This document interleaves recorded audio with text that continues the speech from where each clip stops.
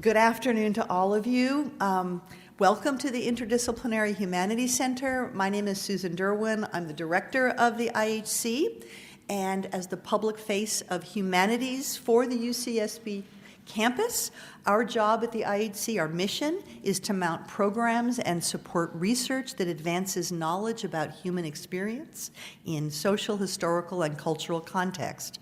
Much of our work takes place in the area of the public humanities through programs designed to empower community members as agents of social change. So check us out on the website, and we have information about, do we have information about our programs on the table?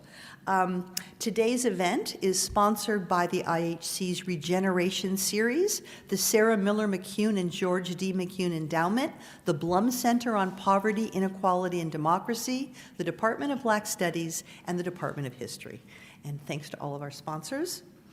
I also want to give a special thanks to Professor Alice O'Connor, Director of the Blum Center, for suggesting today's speaker for our series and for collaborating on the event, as well as Professor Ingrid Banks, Chair of the Department of Black Studies, who will be providing a short response to today's talk as we transition into the audience question and answer segment of our event. Directly following the talk, there will be a wine and cheese reception in the adjacent Crowell Library, so you're all invited. And finally, before we begin our program, I would like to acknowledge the Chumash people, who are the traditional custodians of the land upon which the IHC is located, and I would like to pay respect to Chumash elders, past and present, as well as to other Indigenous people present. Throughout the year, speakers in the Regeneration Series have been considering the social sensibilities and collective actions needed to create a world of greater stability, equity, and solidarity. The work of today's speaker, Scott Ellsworth, is a powerful testament to the significance of public memory in the pursuit of reparative social justice. Born and raised in Tulsa, Scott Ellsworth teaches in the Department of Afroamerican and African Studies at the University of Michigan. He has been researching and writing about the 1921 Tulsa Race Massacre since he was an undergraduate at Reed College, through his graduate studies in history at Duke, and into his first book, Death in a Promised Land, the first comprehensive study of the massacre. During the late 1990s, while serving as the lead scholar of the Tulsa Race Riot Commission, he initiated the search for the unmarked mass graves of massacre victims, a search that continues today. Formerly a historian at the National Museum of American History, Scott has written about American life and culture for the New York Times, the Washington Post, the Los Angeles Times, and other publications. He has also published The Secret Game, a book about race and basketball in the Jim Crow South, which won the 2016 Penn ESPN Book Award for literary sports writing. He is the author as well of The World Beneath Their Feet on Himalayan Mountaineering during the 1930s, which has been translated into Italian, Czech, Polish, and Slovak. His newest book, The Groundbreaking, An American City and Its Search for Justice, unpacks the story of the massacre and the challenges it presents for racial justice today. The book was longlisted for both the National Book Award and the Carnegie Medal. Please join me now in welcoming Scott Ellsworth to the IHC to deliver his talk, The Tulsa Race Massacre, Causes, Cover-Up, and the Fight for the Past. Thank you.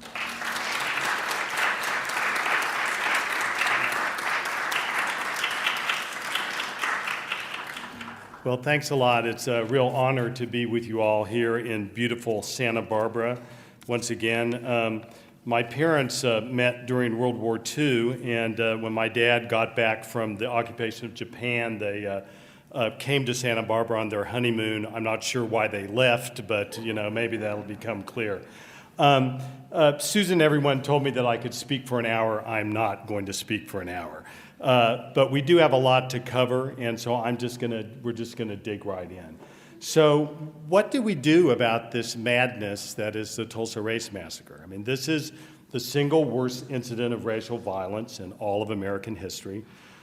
In less than 12 hours, more than 1,100 African-American homes and businesses were looted and burned to the ground by a white mob numbering in the thousands. And that mob was assisted by local National Guard units as well as members of the Tulsa police force. more than 10,000 people were homeless. Hundreds and hundreds received medical care, but to this day, we do not know how many people died. I think reasonable estimates go probably from 100 to maybe as high as 300, but we simply don't know. And the massacre has cast a shadow across Tulsa that exists today. So I think the place to begin is to tell the story is really to begin with Tulsa itself. And they called Tulsa the magic city in the sense that now you don't see it and now you do. In the year 1900, Tulsa was Tulsi Town. Oklahoma wasn't even a state, it was a part of Indian territory. There were, a couple of hundred people living in a very dusty Muskogee Creek Indian and cowboy town. Then you fast forward 20 years, and by 1921, there are 100,000 people living in Tulsa. There are 20-story skyscrapers. There are movie palaces, electric streetcars, waterworks, electric plants, all of that. So the city just grows up bang like that. And the reason for that is oil. So right across the Arkansas River from Tulsa in 1905 was discovered what was described as the richest small oil field in the world. So if you imagine right in the center of the United States, there's a little mini Saudi Arabia, and that's what happened. And people poured into Tulsa to make their fortunes, and they would make fortunes. Somebody would start the day as without a couple nickels to rub together, and they might be a millionaire by the next morning if they hit a gusher on a strike. So everything pours in, and this happens at the moment when the energy economy of the world is going from coal to oil. This is when the automobile is happening. So you have this incredible city, and all this money comes into it, very wealthy town. And part of that money went to Tulsa's African-American community, known as Greenwood. It was a neighborhood, a pie-shaped piece of town emanating to the north out of downtown. 10% of Tulsa's population was African-American. So out of 100,000 people, you've got 10,000 folks, the mass majority, living in Greenwood. And Greenwood was an absolutely remarkable community. Again, it's not very big, but they had 2 theaters in Greenwood, the Dreamland and the Dixie. One sat 700, the other sat 1,000. You had 2 schools, including a brand new brick Booker T. Washington High School. There was an all-black hospital. There was an all-black library branch. There was an all-black post office branch.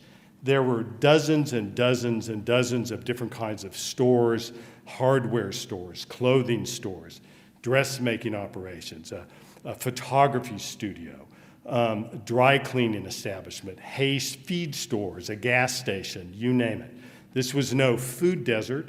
In Greenwood itself, there were at least 3 dozen African-American owned restaurants serving everything from, sandwiches to, steaks and chops with all the trimming. More than a dozen physicians and surgeons made their home in Greenwood. There were black lawyers, black dentists, on and on and on. But Greenwood was, and there were more than 2 dozen African-American grocery stores and meat markets as well. But Greenwood was also a very lively place intellectually. There were book clubs and missionary circles and neighborhoods groups and women's groups. W.E.B. Du Bois of the NAACP came and spoke in Greenwood before the massacre. And the massacre was, and as Greenwood is growing, the entire intention of the world is being directed towards this incredible new music that's being invented, which is jazz. And there were lots and lots of Oklahoma jazz musicians, many from Tulsa, who go on to play in the big important Kansas City and Chicago jazz bands as well, too. But Greenwood, there was more to Greenwood than this, too. It was also a mindset and a way of being and a way of establishing yourself. There was certainly a belief in Greenwood that this is our community, we built it, we've created it, and ultimately they're also going to defend it. Now, there's been a lot of talk in recent years of Black Wall Street. And while that term has its origins in the 1920s, it's really a term that has been applied to this area in the last 30 years. So, and there's been some exaggeration. There were probably a dozen families in Tulsa, black families in Tulsa, who were doing quite well by national standards. They lived in modern 1- and 2-story brick homes. Many of them had automobiles. Their daughters took dancing lessons. They were chandeliers and pianos and all of that. But they were by no means the norm. There's another maybe 200 families in town who have smaller businesses, maybe a tailor shop or a dressmaking operation or a small cafe and whatnot. These people had an entirely African-American clientele. They lived and worked and spent their entire days in Greenwood. But the vast majority of adults in Greenwood, 85%, and with a very high employment of women, all worked in the white community during the day as domestics, as servants, as ditch diggers, as cooks, as dishwashers and whatnot. Their services were in high demand, and they got good wages. But when they got those wages, they did not spend them in the downtown stores. Instead, they spent them back in Greenwood, which allowed for this commercial district really to blossom. And so Greenwood was a place that in many regards, the African-American dream seemed to be working for black people. This is a place where people might be able to really, truly get ahead. But while this is going on, the nation was in this particularly dark period in terms of race relations. The years right around World War I are those of this increasing racist white militancy that is now taking over the country and taking over institutions. This is, of course, the era of the rebirth of the Ku Klux Klan in 1915, but unlike the Klan of the post-Civil War days, this new Klan is a national organization. The Klan runs the state governments in New Jersey, Indiana, Oklahoma eventually, Oregon as well too. There were Klansmen in Maine and Vermont. There were Klansmen here in Southern California. Thousands of Klansmen marched in regalia, from the White House to the Capitol. This is a time lynchings are still going on as well too. And even though the number of lynchings is starting to decline, the barbarity has increased. The sad part of it is that the United States was one of the few countries in the world in the early 20th century where human beings are being burned at the stake. And you also see, President Wilson is kicking out African-American employees in the federal government in a number of northern and midwestern cities where restaurants and theaters used to serve African-Americans. They are now segregating as well, too. So all of these dark winds are blowing through Greenwood as well, too, as was also a feeling of led particularly by African-American World War I veterans in terms of we are going to fight fire with fire, and when the people come for our people in our neighborhoods, we are ready to respond. Remember, African-Americans fought in segregated units during World War I. In France, they performed with great gallantry and valor. In fact, some of the first croix de guerre given out by the French government were to black American troops who wondered, why am I fighting to make the world safe for democracy if I get none back home? All right. So this is all part of the kindling that's there in Tulsa, but there's something else too, and that is crime. Now, remember, Tulsa is like a little Las Vegas in the middle of the city, and as anyone well knows, there are going to be hustlers and criminals that are going to come to a place where there's a lot of money and fast, easy money.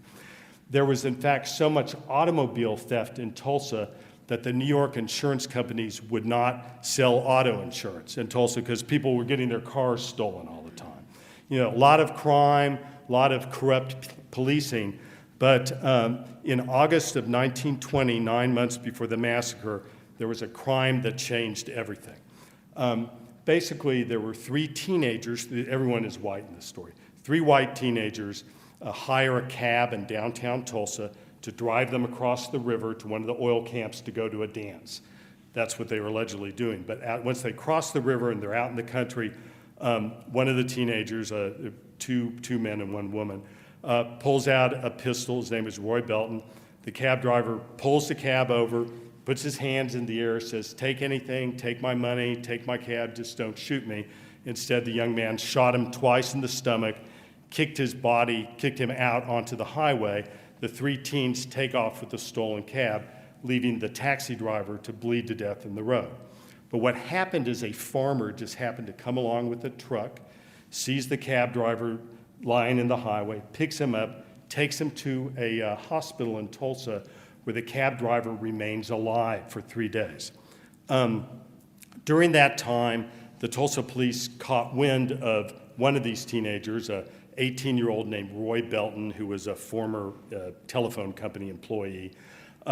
They brought him to the hospital. The cab driver identified Belton as the shooter. The other two got away, never to be caught again. But it was the newspaper response to this murder that's really key. This was front page on Tulsa's daily newspapers, the most dastardly shooting in the history of the Southwest. Lots of editorializing about the criminal element, that things are out of control here. We need to do something about it. The soon-to-be widow of the cab driver said, well, he ought to be lynched, but I guess the other way is better.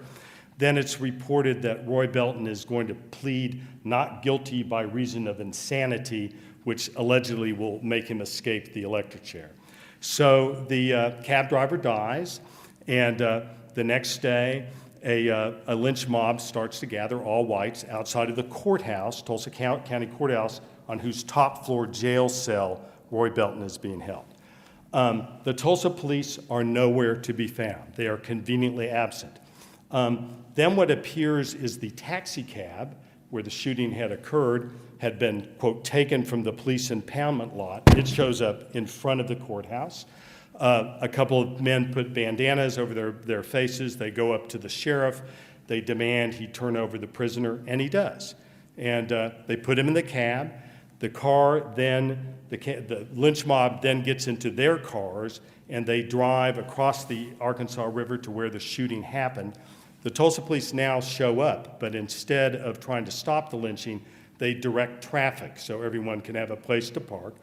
Roy Belton is, there's a nearby oak tree, a rope is procured, and he is lynched. Now, what's remarkable, though, is what happens in the white Tulsa newspapers in the next couple of days, which the lynching is universally praised by the mayor of Tulsa, by the chief of police, by the sheriff, by leading businessmen, saying that the lynching of Roy Belton was a righteous act by the everyday citizens of Tulsa, telling the criminal element, we are not going to allow this to happen anymore. Okay. The one dissenting voice comes from the Tulsa Star, a black newspaper in Greenwood that not only condemns the lynching, even though African Americans are not involved, but also says that the lynching of Roy Belton explodes the theory that a prisoner is safe on the top floor jail cell. Okay, now let me just grab a sip of water here. So let's fast forward now 9 months.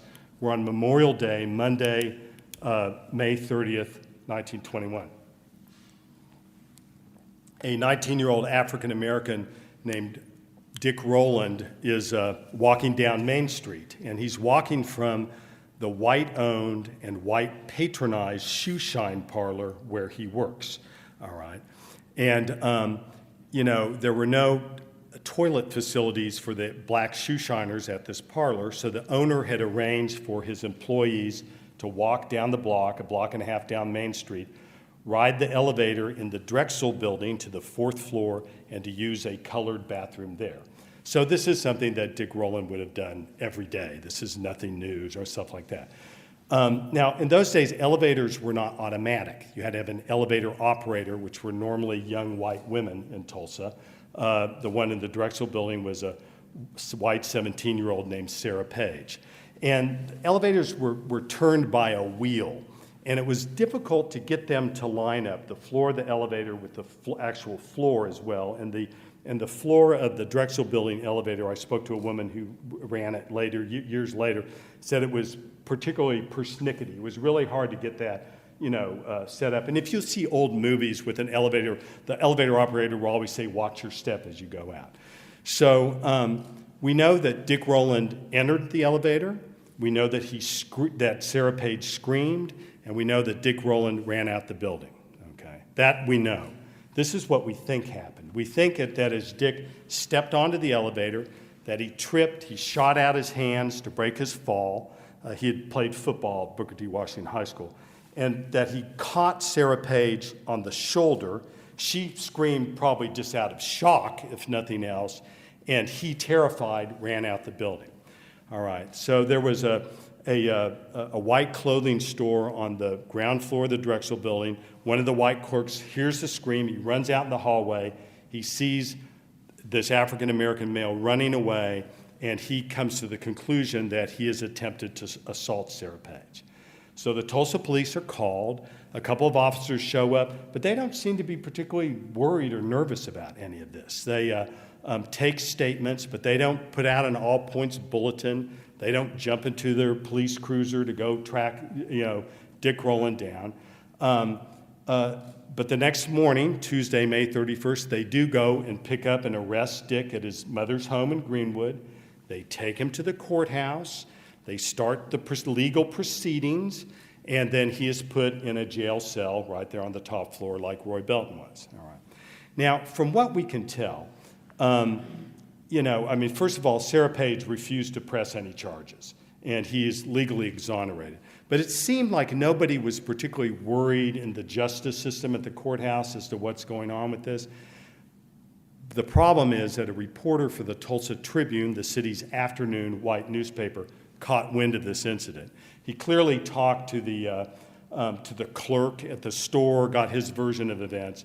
And so the Tulsa Tribune, in their Bulldog or first edition that came out that afternoon, had a front page story with a fantastic write-up of this called "Nab Negro for Attacking Girl in Elevator."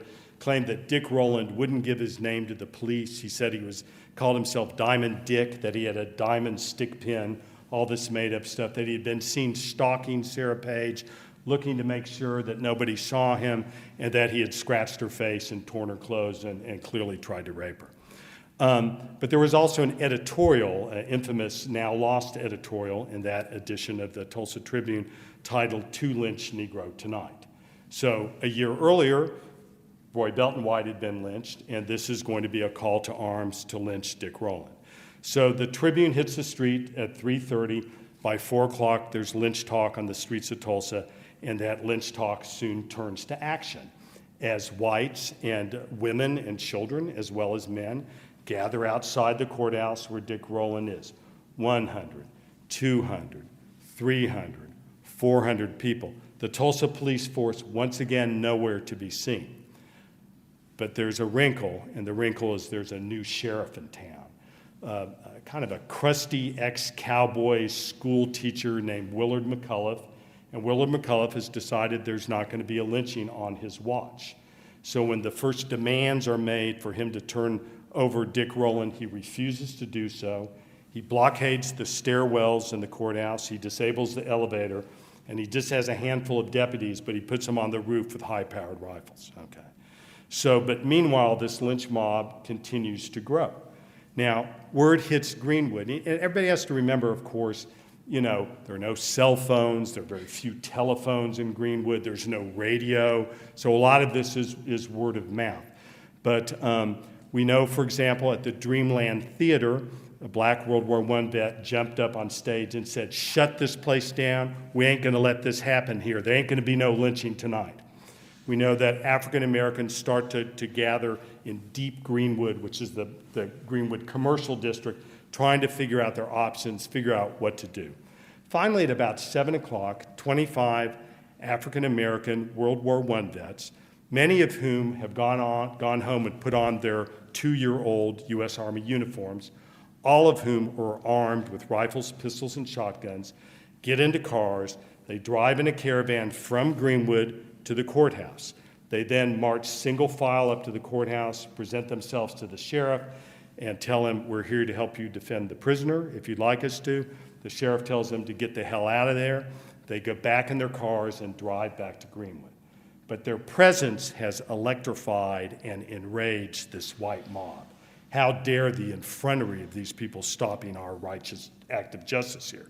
So what happens is members of the white mob now go home to get their own guns or to get their neighbors to bring their guns. A group of mob members goes several blocks away to the National Guard Armory to try to break in to get the high-powered Springfield rifles that are there. They're held at bay by a couple of National Guard soldiers. So now the city is churning. There are rumors that are flying this way and that way. The mob continues to grow. 600, 700, 800, 900, 1,000 whites. When are we going to do this thing? What are we waiting for? Let's get going. Then at about 9:30, a rumor hits Greenwood that whites are storming the jail. It's not true, but it's believed. So this time, 75 African-American World War I vets. And I want to point out that I don't think a single one of these men knew Dick Rowland and had any idea who he was. It's a different age group, but they know that a racial brother is in mortal danger.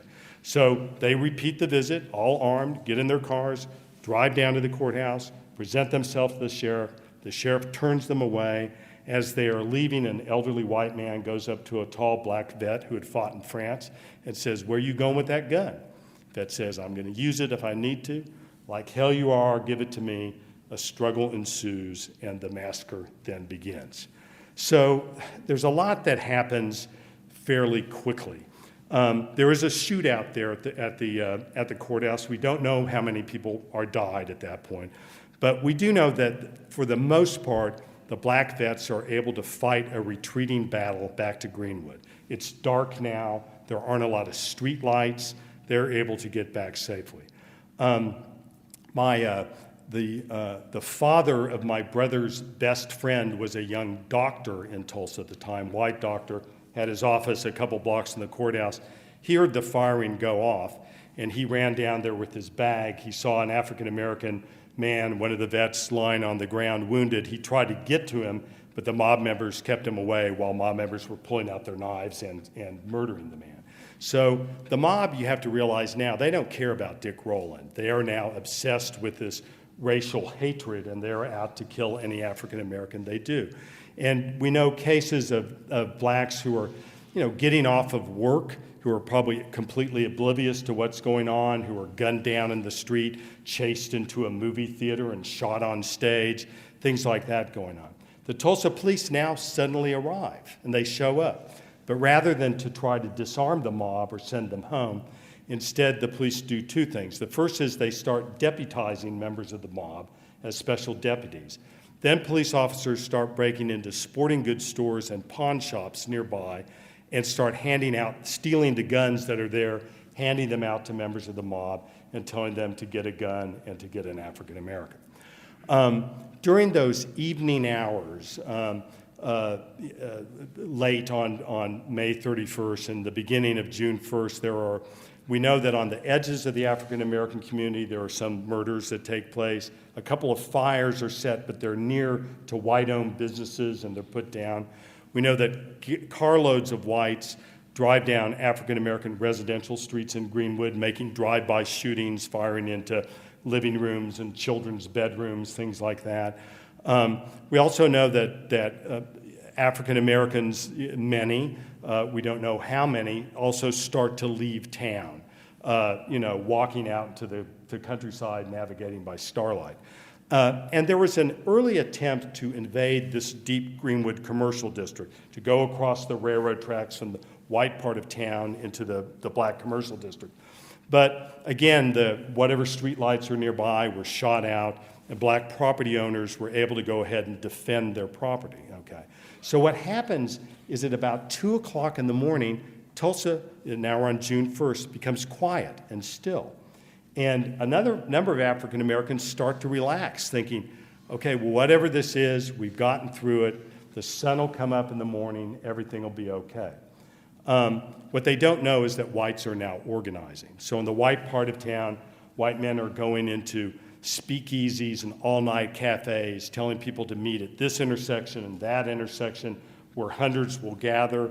Somebody will jump up on a roof of a car and say, "We're going in at dawn. Make sure you've got ammunition. Make sure you're all ready." So while African Americans are starting to relax, white women are putting another pot of coffee on the stove to keep everyone awake to get ready for the dawn invasion. So one person who had an early inkling of this was a man by the name of W.D. Williams, or Bill Williams, who I first interviewed in 1975. He was actually Greenwood royalty. His family owned the Dreamland Theater. They were the first family in Greenwood to have a car. They owned a confectionery. They had a 3-story brick office building that had a confectionery that Bill's mother ran on the first floor. On the third floor, they rented it out to offices to black dentists and lawyers. They had apartments they rented out on the second floor, including their family's apartment, that looked across the tracks towards Greenwood. And Bill had read the editorial in the Tulsa Tribune. He had watched the two, caravans of black vets leave Greenwood to go downtown. And for those late evening hours, he had helped reload his father's .30-30 rifle and repeating shotgun, keeping this first invasion away. And what he told me was that right before dawn, he looked out of their family apartment, and he said it looked like the Milky Way. And what all those little points of lights were the cigarettes and cigars and pipes of thousands and thousands of whites who were gathered preparatory to the invasion of Greenwood. The sun then comes up. A factory whistle or siren, we don't know what it is, goes off right after that point. It was clearly a signal for the invasion to begin, and the invasion does indeed begin. And I could talk for a long time about it, but let me just say that, it was really a systematic destruction of Greenwood that goes building by building, house by house, block by block. So any African Americans who resist are overwhelmed. Remember, blacks are outnumbered 10-1 in Tulsa anyway, and even more so at this moment.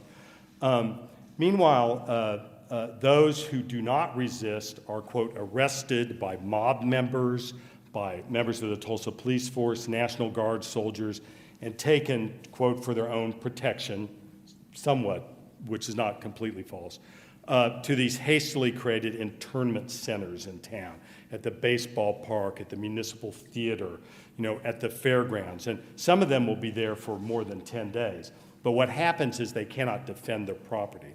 So there was a survivor I knew quite well named George Monroe. He was 3 years old during the massacre, but he had a memory seared into him. His parents, Olive and Osborne Monroe, owned a roller skating rink in Greenwood. And as the sun is starting to come up, here's mom and dad and the kids, and they're trying to figure out what to do. And there was a feeling amongst most black families that the black men were most at risk. So the decision was made that Osborne should take off to the country, that Olive would stay there and try to protect their home. So she's waiting there. The whites come. She says, look, we haven't done anything to anybody. Please don't harm our home. Don't do anything. They tell her to shut up, drag her away. The kids kind of scatter. George and his older sister Judy run back into the family home, and they hide under his parents' bed. And George told me that he could see the feet of the white men as they entered the bedroom. One of them stepped on his pinky, and he about cried out, but his sister threw her hand over his mouth to prevent them from being discovered. He said you could hear them rifling through the dresser drawers, looking for money and jewelry. And then as they left, they set the curtains on fire in the room. Fortunately, George was able to escape. So this just goes block by block by block. Now, African Americans fight back, and they fight back valiantly. There's a number of very hot spots where black defenders are trying to defend their homes, their churches, their property, but they're simply outnumbered, and they're also outgunned. There were at least 2 machine guns in the hands of whites, one that had been stolen from the American Legion post and set up on a grain elevator that overlooked Greenwood Avenue. They opened fire with that. But the local National Guard units, which positioned themselves on a hill, quote, protecting a white community, looking down into Greenwood, they ended up being drawn into the fray and firing on black residents as well, too. They destroyed the beautiful rose window in the brand new Mount Zion Baptist Church that had just been dedicated a few weeks earlier. They shot at people in the belfry. African Americans also had another problem, which was from the air. And there weren't a lot of airplanes in Tulsa in 1921, maybe 5 or 6. Think biplanes, World War I era open cockpit biplanes, owned by oil millionaires, oil companies. But we have convincing evidence that at least on one of those planes, a co-pilot dropped lighted sticks of dynamite on Greenwood, making Tulsa the first American city ever bombed from the air. While this is going on, again, overcoming, breaking into businesses, into homes, there's testimony of white women hauling away clothing and furniture. Whites would pull up a truck to a home, load a piano into it, drive away, all of that. So, word goes out to the governor in Oklahoma City, 100 miles away. He then authorizes state troops to come to Tulsa.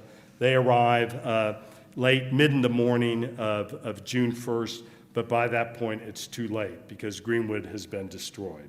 So you have 35 square blocks that have been obliterated. There's nothing left but rubble, blackened trees. If you'll see photographs of it, it looks like Hiroshima. 10,000 African Americans, meanwhile, are being held under armed guard in these camps. Of course, this becomes a big story in legal mechanisms. So very briefly, an all-white grand jury was impaneled. They did interview some African Americans as well as whites, and their report predictably blamed African Americans for the massacre, saying that there was no lynching, no spirit of lynching. This was an uprising by black people to attack whites. So what happens is no white person ever spends a day in jail for any of the murders, looting, or assaults of 1921. Something else happened, though, very quickly, which is that tells this is a national story. So it's front page of the New York Times. It made the Times of London. It made the Times of India.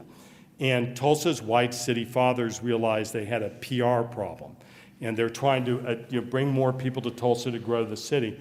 So what they do a couple things. One thing that they do is that they announce to the world that white Tulsa is ashamed of what's happened and that they're going to rebuild the black community.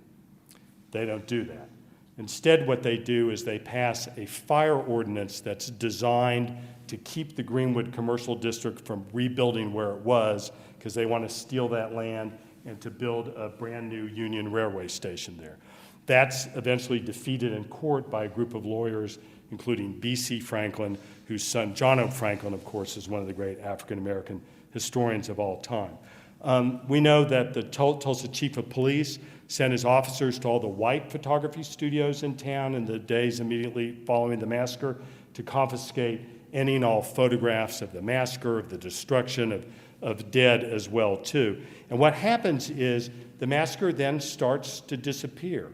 I told you about that editorial that was gone.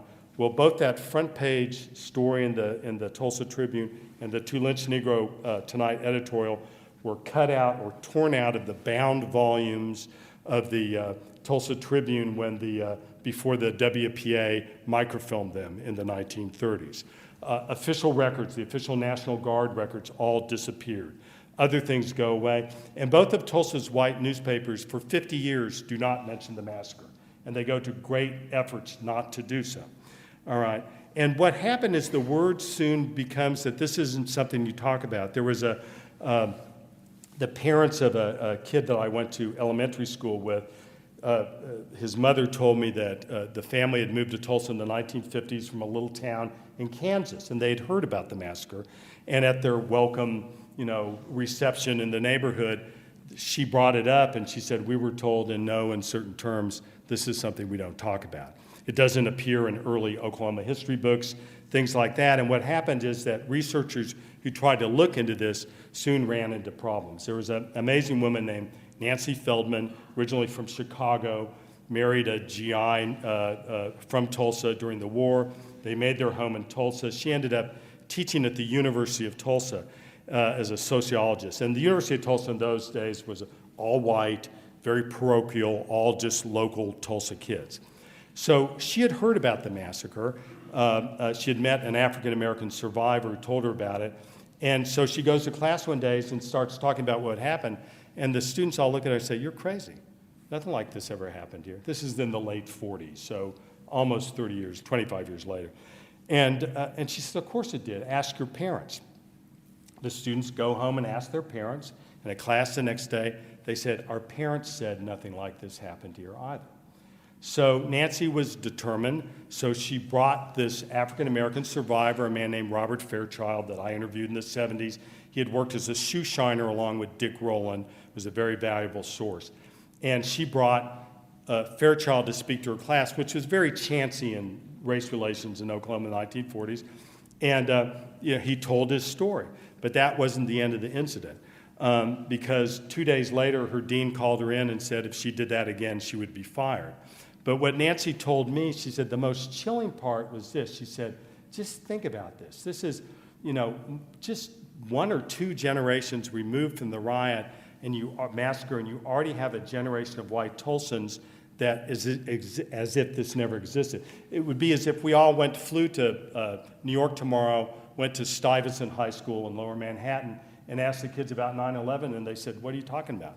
Nothing like that ever happened. So it was wiped away. And this continued for a while. In 1971, there was a researcher by the name of Ed Wheeler, who was a Republican businessman, a go-getter, as straight a guy as you can imagine. He had kind of a local radio show where he dramatized the history of the West, and he decided, well, on the 50th anniversary of the Riot Massacre, I'm going to write a story about it, and I'll get the Tulsa World or the Tulsa Tribune to publish it. So he starts interviewing people, interviews African Americans, elderly whites, all that, and then he runs into problems. People he doesn't know approach him on the streets downtown and say, don't you dare write that article. You better stop doing that, quit it. He has no idea who these people are. His phone starts ringing at all hours of the night, people threatening him, his wife, their young child. It got to the point where, and he was a Vietnam vet and a former infantry, captain. He said, I know that they were trying to terrorize me. I wasn't worried about me, but I was worried about my family. He moves them to his in-laws' house. One day he goes out and there's a dead chicken on his doorstep. Another day he goes out to the car and there's a note on it saying, best check under the hood next time, meaning we're going to dynamite your car and we're going to kill you. He perseveres. He writes his article. The editors at the Tulsa Tribune, the Tulsa World say, it's the best thing we've ever read, and there's no way in hell we're ever going to publish it. So there was this blanket of silence. Now, the irony is that the massacre was not discussed in a public sphere in Greenwood either for decades. Now, Greenwood does rebuild because there's so much money in Tulsa that they're able. In fact, the Williams family, that 3-story brick building that was destroyed during the massacre, they built an exact replica by 1922, a year and a half later. But the massacre wasn't talked about. The Oklahoma Eagle has been the city's primary African-American newspaper. On the 25th anniversary of the massacre in 1946, they had one sentence about it, and it buried in an editorial about the Klan that said, in 1921, one of the worst race riots in American history happened, period. That's it. Didn't even say Tulsa. So what's going on with that? Why would that be? And I think the way to think about it is to think about trauma, to think about the trauma that massacre survivors experience, not unlike combat veterans who often don't want to discuss their experiences, nor like Holocaust victims who are survivors who often did not want to burden their children or grandchildren with these memories. I know a granddaughter of a survivor in Tulsa, African-American woman, Brenda Alford. She's my mom, but she's my age. Her grandparents lost their home and their business, and she didn't find out about the massacre until the 1990s. So this was something that was kept quiet. Very quickly, the story eventually gets out. There's a pioneering black journalist named Don Ross who in 1968 breaks the taboo in the Oklahoma Eagle, Greenwood's African-American newspaper, starts to talk about it. I play a role as well, too. My book comes out, and Death in a Promised Land comes out in 1982. Neither the World or the Tribune would review the book, but word got out. It was the second most stolen book out of the Tulsa City County Library system for about 15 years. I just buy them a box of books every year to put in all the branches. So the story starts to come out, but the big change that happens is in 1995, 100 miles down the road, when the Murrah Federal Building is bombed in Oklahoma City. Now, this is pre-9/11, but it's a gigantic story. The Today Show, the leading morning news show on NBC, flies its entire crew to Oklahoma City for a week to broadcast. During that week, Don Ross, that journalist who had broken the story in Tulsa, is now a state legislator representing Greenwood. He meets Bryant Gumbel, who's the host of the Today Show. Bryant Gumbel was the first African-American host of a national network TV news program. He says, Mr. Gumbel, as horrible as this event is here in Oklahoma City, there's another story that's never been given attention. Ross then gives Gumbel a copy of my book, Death in a Promised Land. 10 days later, I get a call from an NBC producer, Don does too. The Today Show says, on the 75th anniversary of the massacre in 1996, the Today Show will do a story. This was gigantic because aside from an editorial in the Washington Post when my book came out, there had been no national news stories about the massacre since the 1920s. And so the Today Show comes, they interview a bunch of survivors, they interview me. A couple of weeks before the stories to air, it's all in the can. And I thought, well, shoot, maybe we can use the Today Show to leverage this. So I get on the phone, I'm in Tulsa, and I get the New York Times, the Washington Post, Associated Press, National Public Radio, I think UPI was still in existence, all to do stories. And they all were huge. We had a front page above the crease story in the Washington Post. We had a 3/4 page story in the New York Times. And so now the story of the massacre is starting to leak out nationally. But the brilliant thing was that Don Ross used those stories, went to the Republican governor and legislature and said, look, we've never had an official study of this event. We need to create something on it. They agreed. They created something called the Tulsa Race Riot Commission in 1997. And I think the plan, quite frankly, of these white legislators were, we'll give these black folks a few $1,000, they'll do their dumb little report and we'll ignore them. But Ross had a bigger vision, and his vision was to win reparations for massacre survivors. He also knew how to count votes, and he had enough of a thumb on the scale of the commissioners that were selected that he was able to have a pro-reparations commission established. I was hired as the lead scholar for the commission. I initiated the search for the unmarked mass graves of massacre survivors, a search that continues today. And in the end, while the Riot Commission voted to pay restitution, financial restitution to the 150 known survivors living in Tulsa at that point, the state government, Oklahoma, refused to do so and instead gave them a gold-plated medal. I've already talked longer than I want to, but I'm just going to end just on a couple of things. So, with the attention of the Today Show and then the attention given to the Race Riot Commission, we were on the front page of the New York Times as well. So, story of the massacre has continued to grow. We sort of created a cottage industry of books. There's probably a dozen books on the massacre at this point. You can go online and you can get Black Wall Street T-shirts and jewelry. There's a lot of stuff that are certainly out there. And as we're in the centennial year, and there's been a lot of attention. Both LeBron James and Russell Westbrook helped produce documentaries on the massacre that ran on CNN and the History Channel. All the major networks have done stories. President Biden came to speak in Tulsa on the anniversary. There's now a brand new state-of-the-art Greenwood Rising Museum, which tells the story of Greenwood before the massacre, and afterwards, and since then as well too. And the search for graves has continued. I'm actively involved with that, and there is a new lawsuit seeking to win reparations for massacre survivors. Let me just close with this. But the reality is that the massacre is not over. If you look at all these social indicators for the city of Tulsa between quality of life in Greenwood today and in White Tulsa, it's just shocking. Average lifespan for African-American males is 10 years less than whites who live on the other side of the tracks, okay? In terms of unemployment, poverty, infant mortality, and all that, it's very stark. The National Geographic this past summer did a study on what was the amount of generational loss of wealth that happened because of the massacre. And Greenwood is not that much bigger than, there's maybe 30,000 people living there today, 3 times as big. National Geographic estimated that if the massacre had not happened in Greenwood today, there would be an additional $630 million of wealth. And that's generations of college tuition, down payments on houses, elder care, child care, and all that.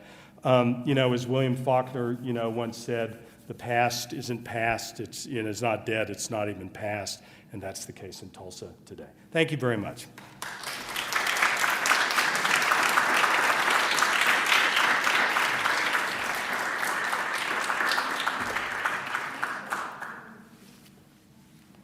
I'm taking off the jacket.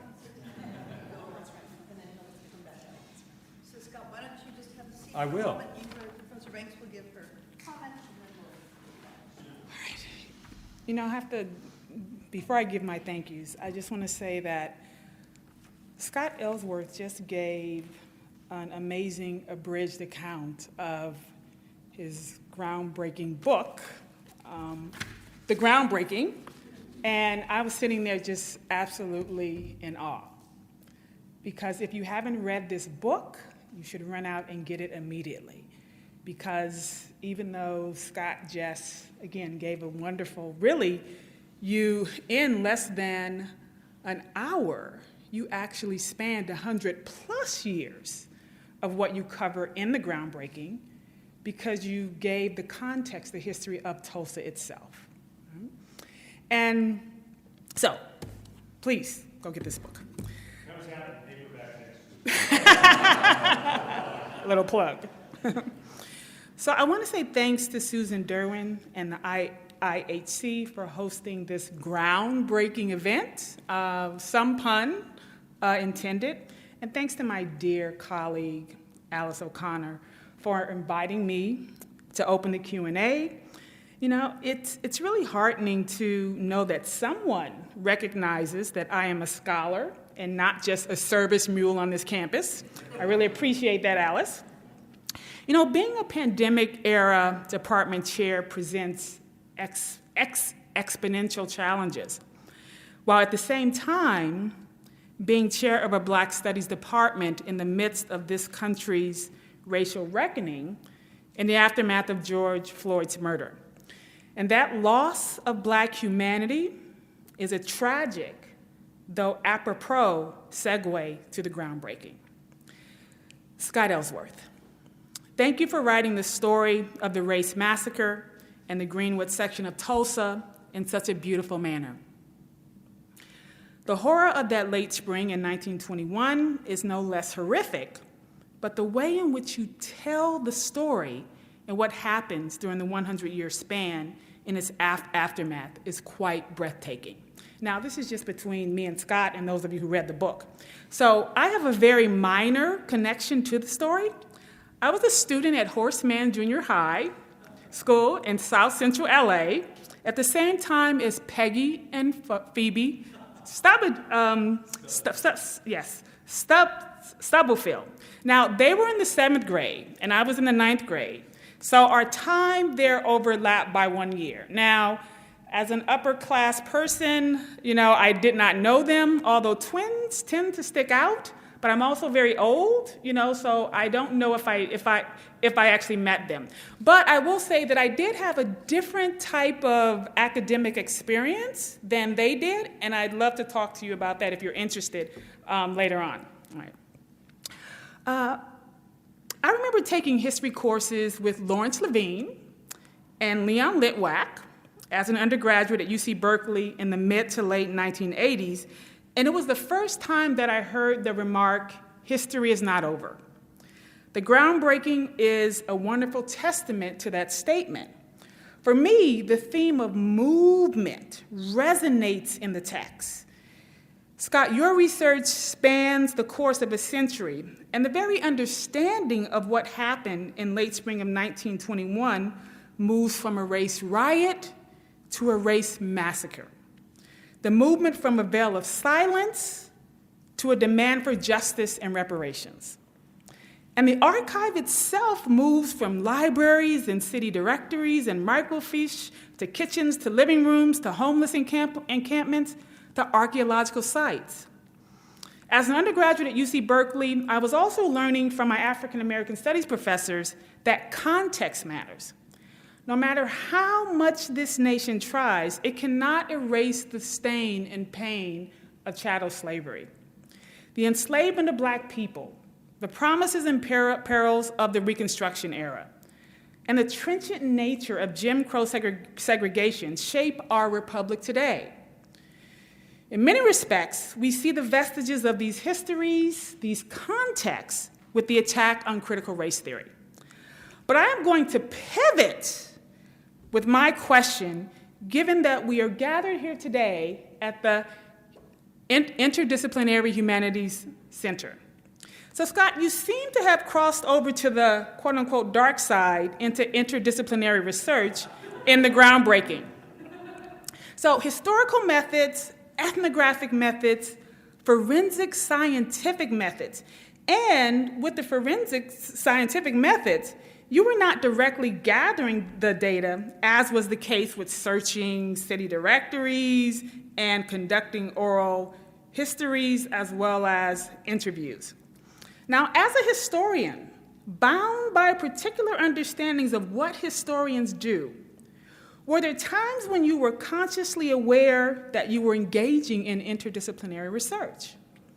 And if so, Scott Ellsworth, how did that make you feel as a historian? And second, did it shape how you then told this groundbreaking story?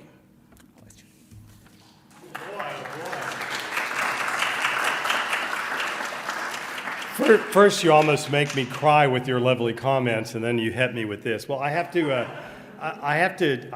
give you all make an admission. You know, I have a PhD in history at Duke. I've taught briefly at Howard, at George Mason, but I spent almost my entire career trying to avoid academia, and that changed in the last 14 years. When my wife and our 3-year-old twin sons moved to Ann Arbor to make and I had no designs on the University of Michigan. And make a long story short, I was diagnosed with cancer. The surgeons at the university saved my life.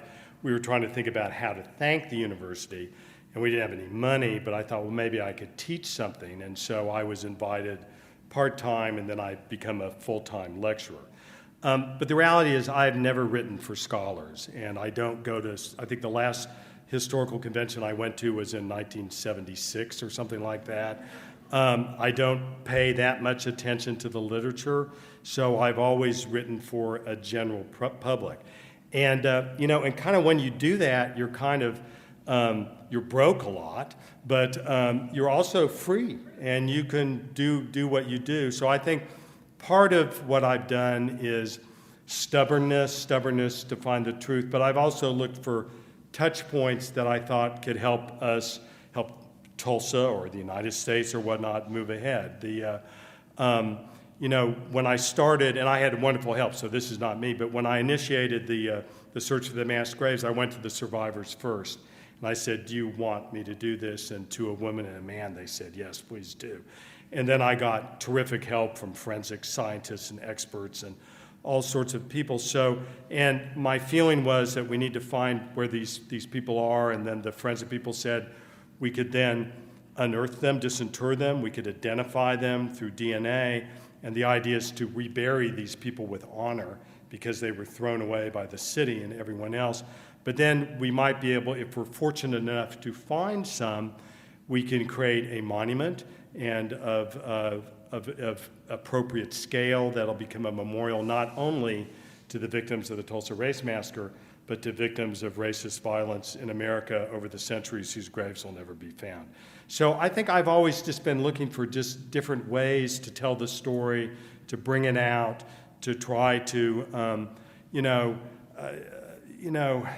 let me just say one thing, and I could tell a story later on, but I was so fortunate as a late 20s, early 30s to meet this last generation of massacre survivors who were adults during the massacre. Almost none of them had ever done an interview with anyone. Many of them had not told their own family members. And it's nothing special about me. It just I happened to be the person to do it, but I became their witness. And it's because of them that we really know what happened. If people had not recorded what they said, we would not know this dynamic. And I've often felt a loyalty to them and to their memory and, wanting to push on with this story. Okay? Other questions? Comments? Come up to the microphone. I'll start us off. Okay, sure. Okay, I'll start us off. My voice carries, so I'll just sit here. Good. I'd like to go back to an interdisciplinary, important moment in your narrative when you offer And I'm wondering about, I mean, on one hand, I was so struck by the fluidity of your own narrative. You told a big how you've written it, you've had to adopt a certain positionality in order to remain a witness, let's say. Okay. I'm not sure if I know what all those terms mean, but let's keep going with it. Okay. Okay. Right. To witness, you can't get in the way of the story. Mm-hmm. You're telling an emotionally, psychologically fraught story, and you've adopted a certain position from which you're not too close, you're not too far. Okay. The right perspective, the right voice, Okay. in which to narrate what you witnessed and what you learned and what you studied. So my question is, have you, or how has this silence that enshrouded all communities involved and affected, how have you seen or registered the impact of that silence, that because of the trauma carrying through generations, and has your narrative enabled other voices now to speak about that impact intergenerationally? That's Well, silence carried. Sure. I mean, I think it's been a long dialogue with this, and there's been lots of changes, over the generations, with it. I mean, certainly in Greenwood itself, since the Today Show story and the national spotlight coming in, that's had a huge impact. And people recognizing that they're descendants, whereas and finding out that they were descendants, and not knowing that before. The massacre is a central part of the story of Greenwood now. I mean, it's right smack dab in the middle of everything that I think in some ways didn't exist. And there were, one thing that's interesting is, the state of Oklahoma, in terms of African Americans in Oklahoma, have long been willing to stick their neck out quite a bit in terms of race relations. We all know about the sit-in movement in 1960. Well, they were sitting in Oklahoma City in 1956 and stuff like that. So you have people who are pushing the envelope out on the far edge of this southwestern state. In Tulsa, on the other hand, there was not a civil rights movement until really late. 1964 was the first sit-ins that I know of. So, and I'm sure that that's attributable, to the trauma of the massacre. That happens. In Tulsa today, there are plenty of people who still want, they're tired of hearing about this. They want it shut up. They, don't want to talk about it. Others are filled with shame. Others are angry about it. If you've been taught one thing was your history, and to learn overnight that it simply wasn't that case. So that's been a long-standing process. And there are ups and downs, but it's, the story is certainly out in town. We've won that war, and I think to a certain degree we're winning the war nationally, although it's been interesting in the academic community, you hardly see anything about the massacre. I mean, in textbooks and stuff like that, it rarely shows up, and whereas we've done a better job in other forms of media, or the story's been welcomed more. Yes. Speaking of stories, this is my buddy Mike Hackett, who is, we just met, but we grew up in Tulsa together. Yeah, I was born and raised in Tulsa, went to Catholic grade school and high school there, and went to University of Oklahoma undergraduate school and law school. I practiced in Tulsa as an attorney for about 30 years, and my maternal grandfather was on the Tulsa Police Department when the race massacre happened. I've tried to figure out, I need to...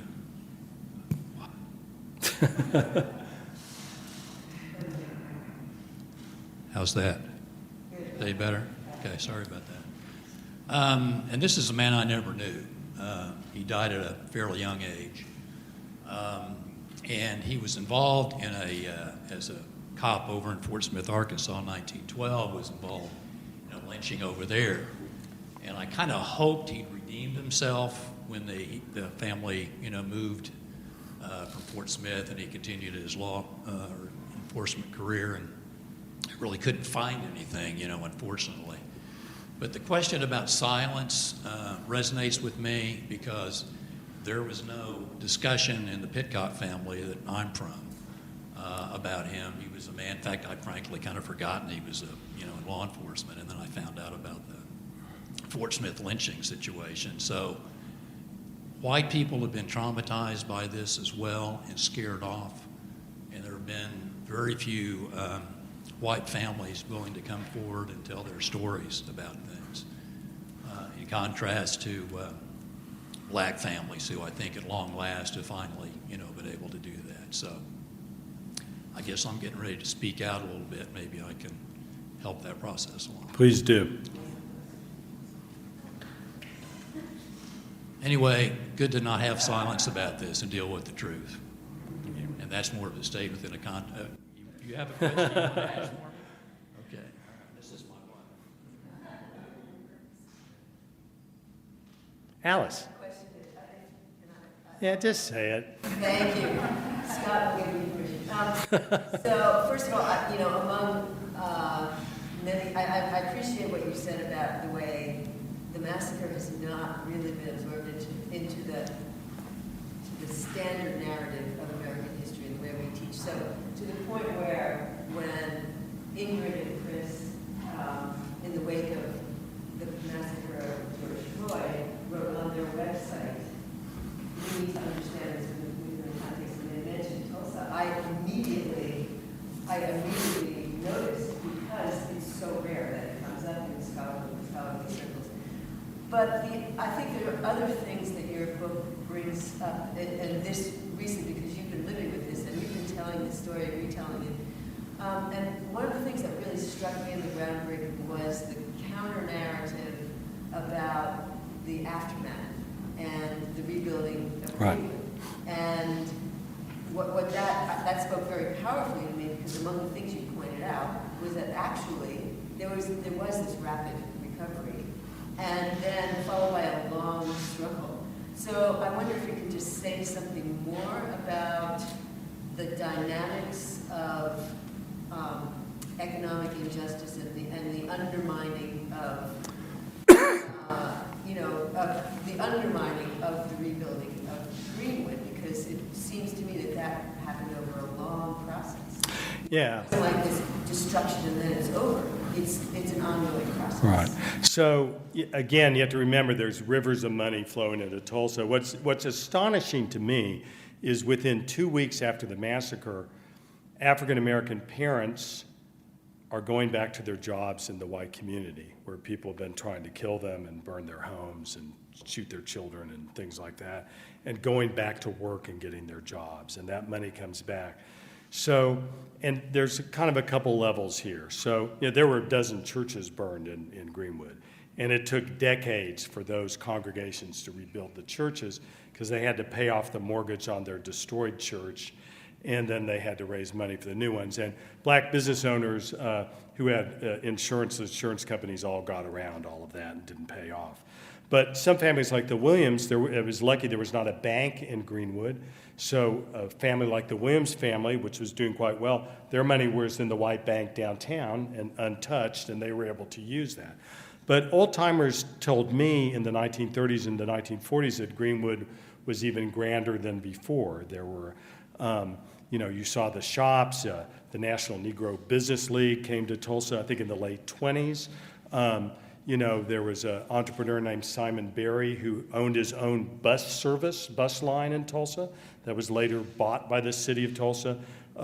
Once they agreed to hire black drivers, he had his own airplane. So things grew again, but then what happened in Tulsa in the beginning in the early 50s, let's say, is what happened to African-American commercial districts in Detroit and Los Angeles and New Orleans, everywhere else, with redlining, with freeway construction, urban renewal, all of those things, and the changes in the American economy, where, in 1921 in Tulsa, black and white Tulsa, there were 100 hotels, and they were all family-owned.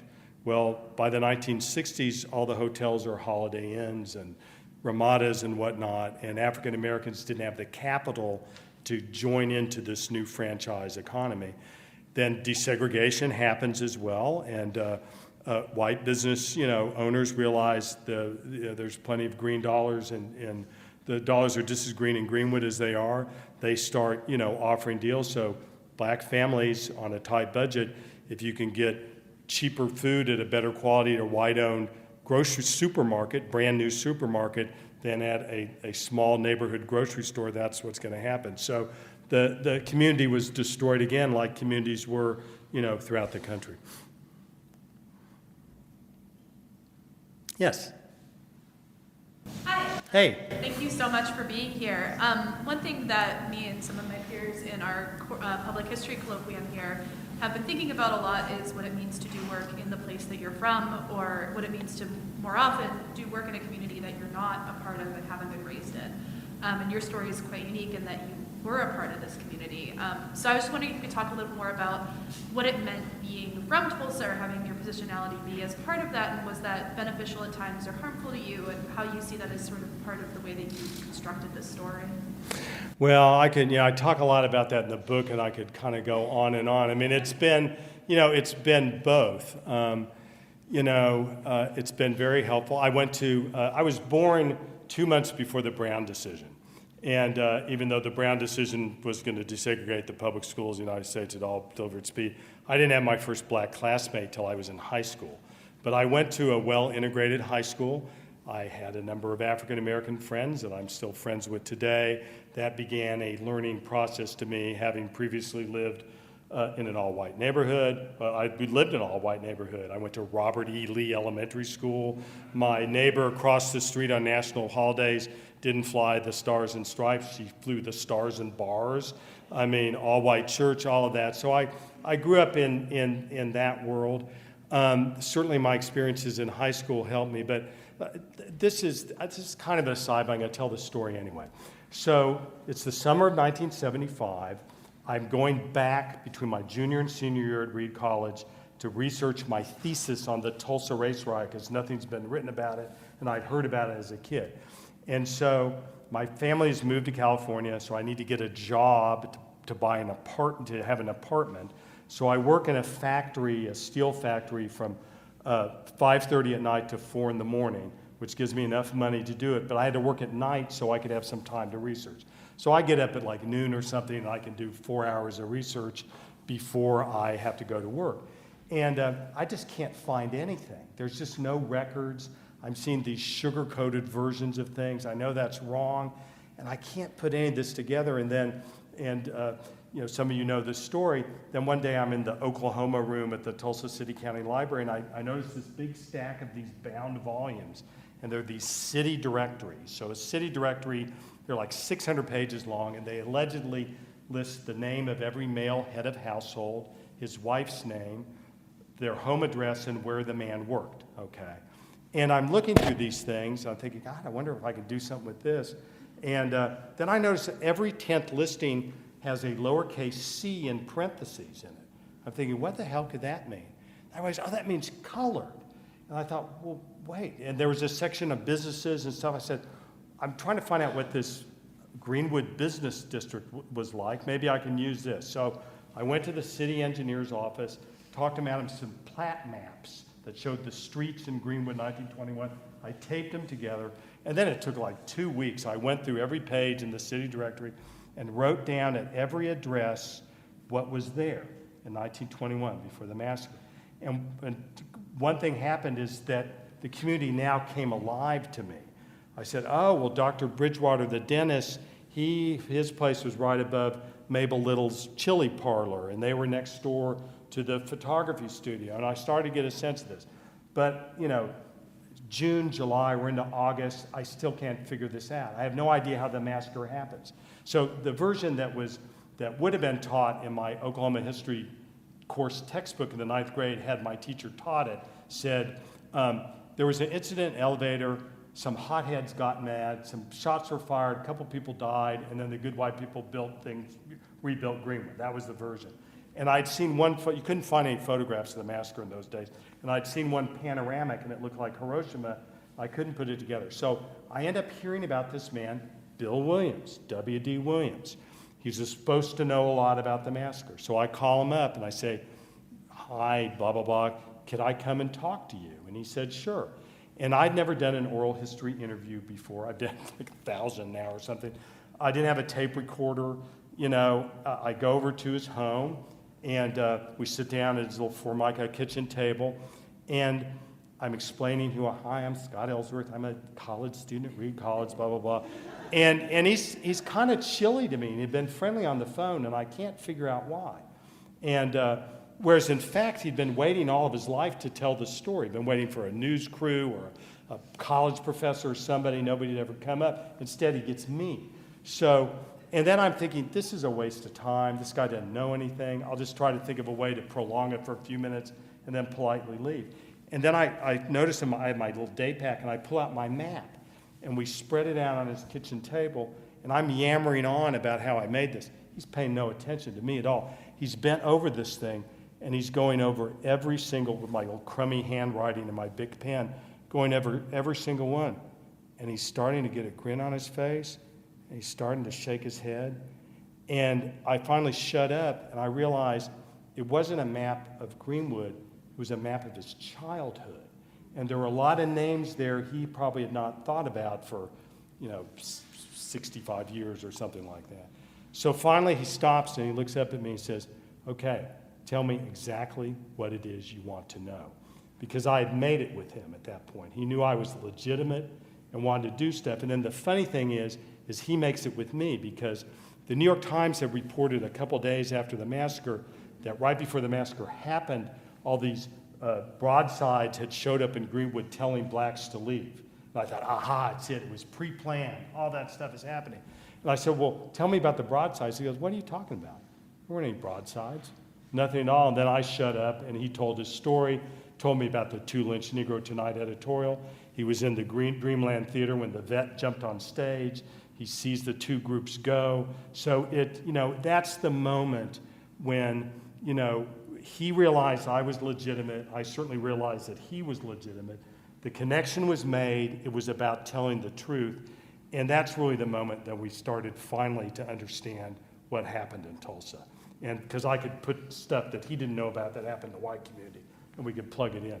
So, I think there's a lot of, I know in the academic world, I'm a lecturer, so it means they pay me less, but I don't have to go to meetings. So I get a lot of work done. So there's a lot. I know that there's been a lot. I hear there's been a lot of focus on the identity of the historian and blah, blah, blah, and all this stuff. I don't pay attention to that and never have. And on a certain level, don't. Just go and do the work and see what can happen. Don't be so self-conscious about it, and see who you can connect with and see what you can say. And those other things will work themselves out, or they won't. They'll become obvious. Somebody will talk to you or they won't. And you do the best you can. That's probably the wrong thing to say. Well, Scott, you're also a lecturer in an African-American history department. Yeah. Exactly. Exactly. It's all good. Exactly. Yes. Can you just say a little bit more, sir? You just in very vivid terms described this first interview. You didn't really know how to do all these things. You're right. But obviously it worked. What happens then? Did you then be recommended to? So this is what happens. I'll tell you exactly what happens.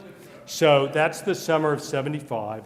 During the school year of 75, 76, my senior year, I write my thesis, I graduate. I go to Duke University in graduate school, and I find my mentor. But he's this crazy Texan who'd been in the civil rights movement, all this stuff.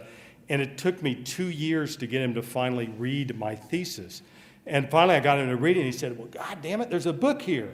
So he ended up scaring up some money. So during the summer of 1978, I got to go back to Tulsa. A professor at the University of Tulsa arranged it so I could have a free dorm room on campus, so I didn't have to work in the factory. And then what happened was W.D. Williams and an amazing woman named Mozella Jones. And Mozella Jones' brother is John Hope Franklin, the historian. And she adopted me immediately, and W.D. and Mozella went and found elderly African-American massacre survivors who would talk to me. And there were some that would not. And again, they'd never done an interview, but that was, I wouldn't, Death in a Promised Land wouldn't have happened, the groundbreaking wouldn't have happened, I wouldn't be here if it hadn't been for those interviews and collecting that. And they had never told their families what they went through. So that was absolutely key. Well, Scott, and correct me if I'm wrong, but you initially sent the manuscript to the University of Oklahoma State or the University of Oklahoma Press. and then So I thought, well, I passed my prelims. I moved to Washington, D.C. I'm working there and trying to write the book, which I eventually do. And then I thought, well, and two things. I mean, even though I do write for a general audience, I knew that this book had to be footnoted because I knew I had to show the evidence to people in my town that they could look this stuff up too. So my advisors say, go to a New York publisher. I said, no, I got to go to University Press. I want to go. And so I thought, well, I'll go to the University of Oklahoma Press. How perfect. They'll do it. And I write to them, and they won't even look at the manuscript. We wish you good, best somewhere else. And so I ended up going with LSU, and they've kept the book in print for 40 years or whatever it is now. Yeah. So that took a while too.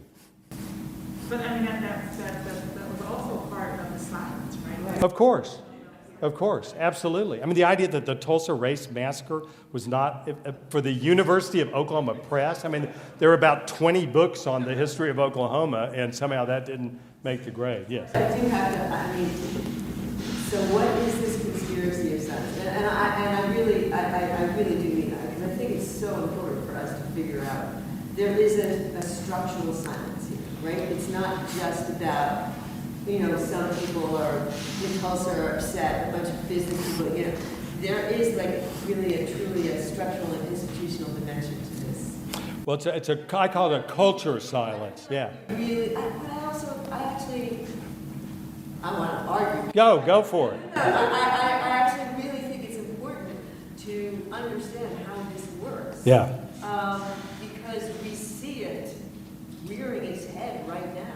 Absolutely. And all of these efforts to silence what has become a standard narrative of U.S. history that is now being called critical race theory, and Right. people are being fired over it and all this other kind of thing. But you feel like you see this, not a conspiracy among a little cabal, but like a structural effort to re-silence this. So I really feel like it's important now to figure out how that works. No, I think it is. I mean, I only had, in a non-Tulsa story, so when I'm hustling to write the next book after the Death in a Promised Land, I knew a historian who was doing some textbook writing for some company. And so he said, you can write these little things, and this is the way it works. They don't have experts do it. Like I had to write like a half a page on some foreign policy issue in the 1970s that I didn't know anything about or whatnot, and you just do it. And I knew about American history, and this was fairly simple stuff, but then you'd see how things get edited. We're going to edit out this and that. And the reason is because the state of Texas is the tail that wags the dog in terms of what gets adopted as a textbook. If Texas adopts something, that means Idaho can and Florida can and all that stuff. So there are a lot of built-in things like that. 3 states that has state standards. Yeah. Only 3, California, Texas, and what else? Yeah. Florida. It is Florida. Yeah. Yeah, that's right. And they're so big, and they do set the tone. Sure. And, I think you're exactly right. But I think we also have to recognize that part of that's just human nature. I mean, in terms of let's talk about the time I got drunk and arrested. Well, let's not. I'd rather talk about the time I had my first story in the Washington Post or whatever it is. I didn't get arrested, by the way. Got drunk plenty of times. But I mean, it's natural that you're going to want to have a narrative.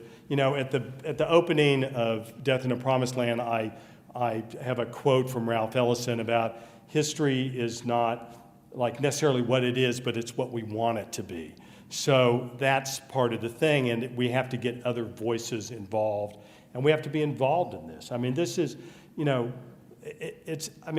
look, as a graduate of public schools in Oklahoma, I can tell you Oklahoma school kids can handle the history of slavery.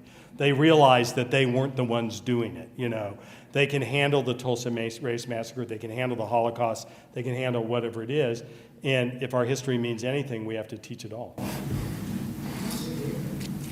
And on that note, let us continue. You got one more quick one? Go for it.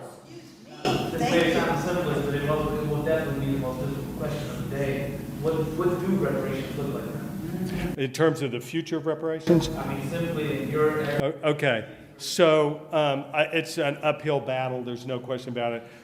There's no way, and Oklahoma is the reddest of the red states. Okay, first of all, not a single county voted for Obama in both of his elections. That's the only state that happened to. Every single county voted for Trump in both of his. Trump won Oklahoma by 35 points. There is no way in hell that the state of Oklahoma is going to pay reparations. There is no way in hell that the city of Tulsa is, even though it's become more liberal. The only way there'll be reparations for descendants and survivors is if oil companies, well-to-do individuals in Tulsa realize this is a problem, a PR issue for them, for the city, who pitch in to do it, or if the federal government does. The problem with the federal government doing is if you pay reparations from Tulsa, what does that open the door for? And always the fight in Tulsa over reparations, there was a big lawsuit in the early 2000s that went to the U.S. Supreme Court, but they wouldn't hear it. It's always viewed as a wedge for reparations for slavery. So, there's a lawsuit right now. It's made it to the discovery stage, which has surprised me. I don't know what its chances are. I'm not a lawyer. I personally don't think they're very good. I think, the state of Oklahoma had a wonderful chance 20 years ago, and they blew it. And we can continue over wine and cheese our conversation. Great, thank you.